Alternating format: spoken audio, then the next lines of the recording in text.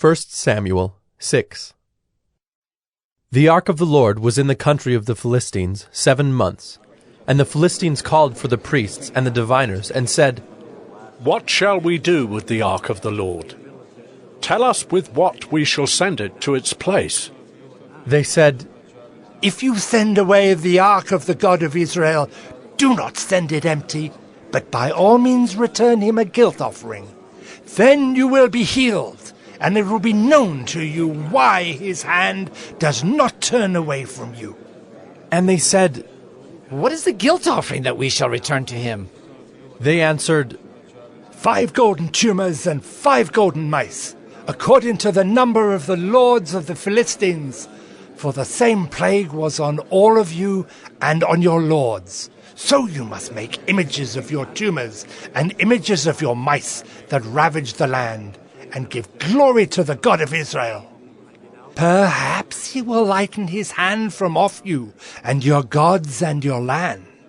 Why should you harden your hearts as the Egyptians and Pharaoh hardened their hearts?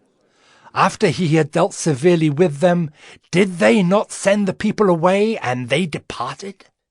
Now then, take and prepare a new cart, and 2 milk cows on which there has never come a yoke, and yoke the cows to the cart, but take their calves home away from them.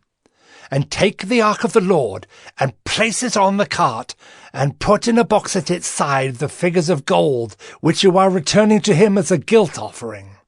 Then send it off, and let it go its way, and watch. If it goes up on the way to its own land, to Beth-Shemesh, then it is he who has done us this great harm. But if not, then we shall know that it is not his hand that struck us. It happened to us by coincidence. The men did so, and took 2 milk cows, and yoked them to the cart, and shut up their calves at home. And they put the ark of the Lord on the cart, and the box with the golden mice, and the images of their tumors. And the cows went straight in the direction of Beth-Shemesh, along one highway, lowing as they went. They turned neither to the right nor to the left, and the lords of the Philistines went after them as far as the border of Beth-Shemesh.